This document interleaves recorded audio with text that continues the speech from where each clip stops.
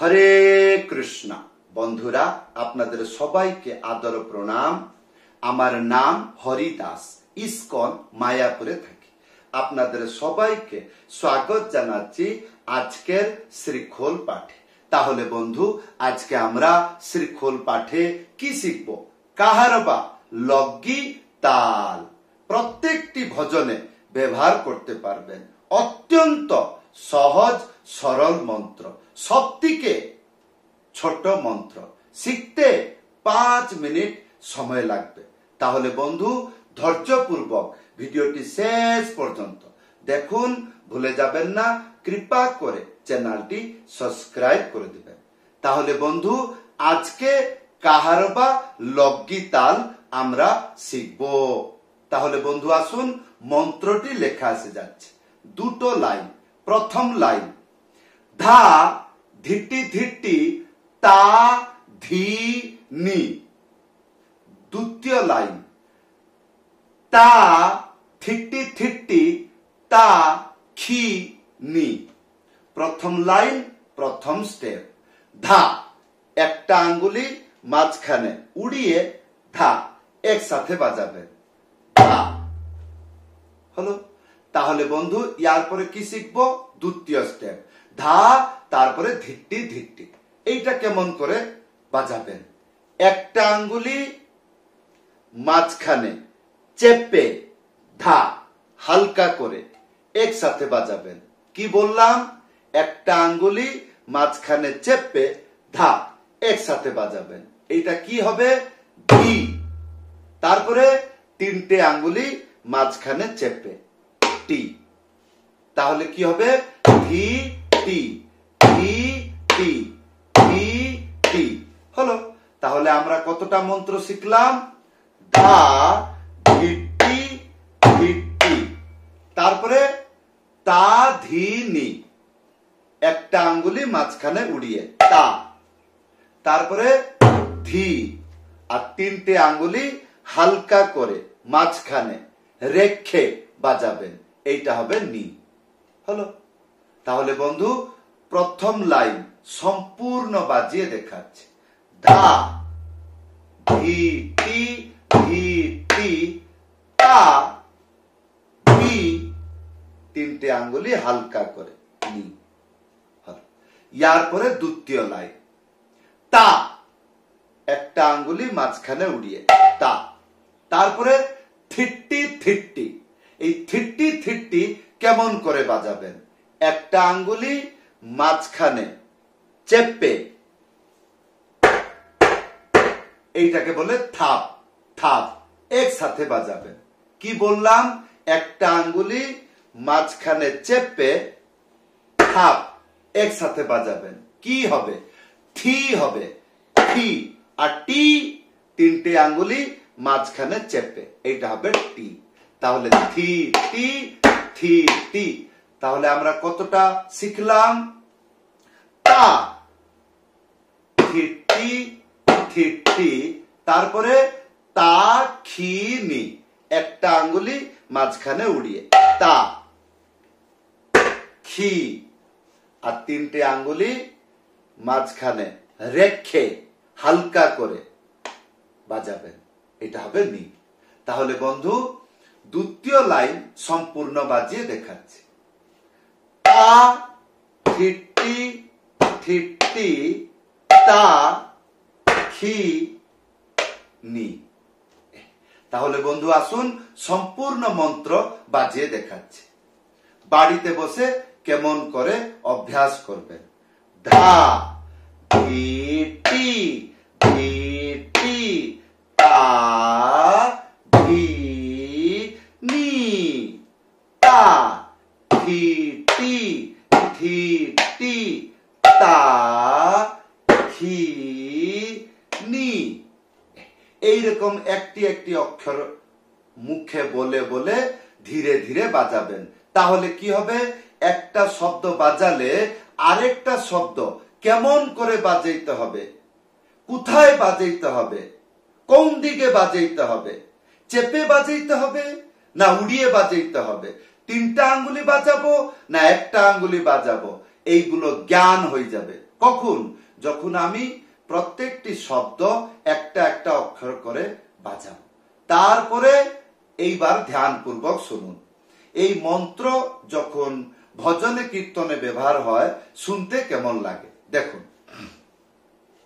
তা ধীরে ধীরে তা ধিনি, তা ধীরে ধীরে তা ধিনি, তা ধীরে ধীরে তা ধিনি, তা ধীরে ধীরে তা ধিনি, তা ধীরে ধীরে তা ধিনি, তা ধীরে ধীরে তা ধিনি।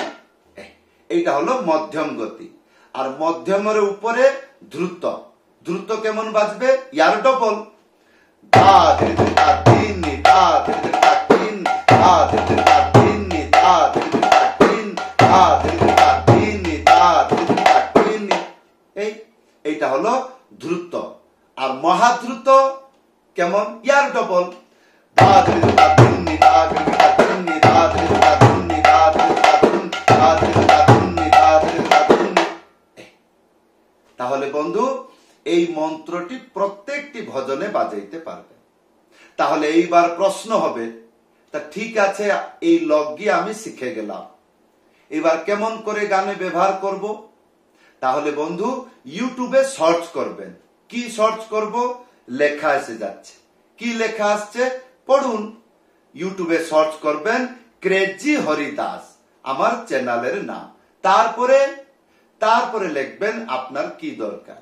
কি দরকার? কাহারবা ডবল তাল, এইরকম লিখবেন। অনেকগুলো ভিডিও এসে যাবে। যে কোনো একটি কাহারবা ডবল তালের মন্ত্র শিখে যান। তারপরে এই মন্ত্রটি ব্যবহার করবেন। কেমন করে? যেমন কাহারবা ডবল তাল মন্ত্র বাজিয়ে যাবেন, মন্ত্রটি শেষ, তারপরে লগি বাজাবেন। লগি 2-4 বার 10 বার বাজাইলেন, লগি শেষ, তারপরে আবার ডবল তাল ধরবেন। এই কেমন একটি উদাহরণ দিয়ে দেখাচ্ছি দেখুন।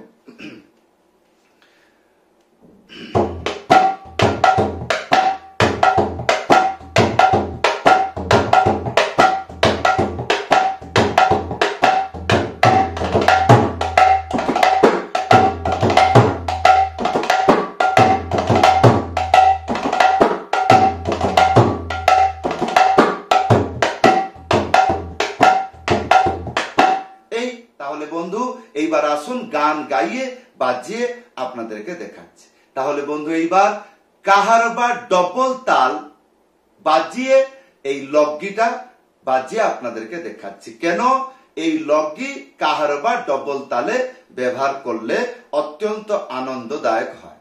তাহলে বন্ধু আসুন।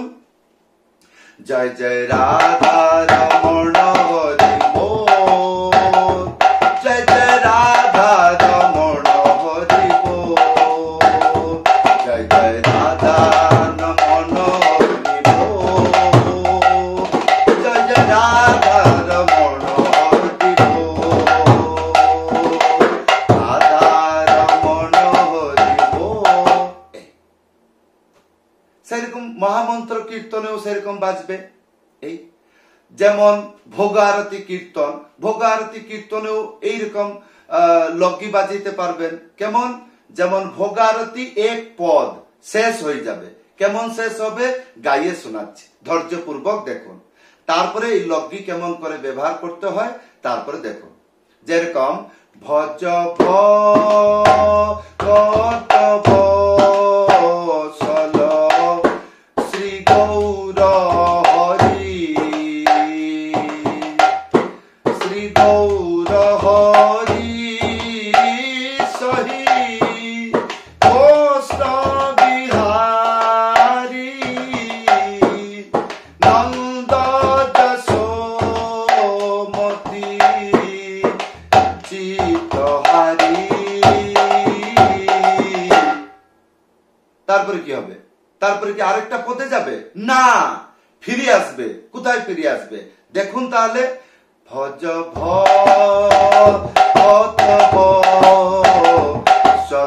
এইটা আমি গাইলাম, তার মানে আমি গাচ্ছি।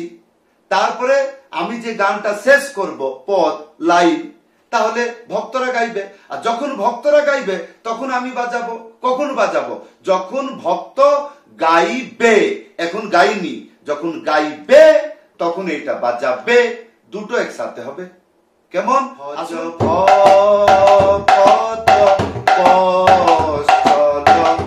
শ্রী গৌরহরি। এইবার আমার শেষ, এইবার ভক্তরা গাইবে।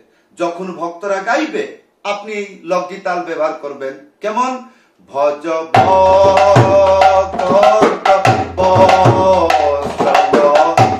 শ্রী গৌরহরি।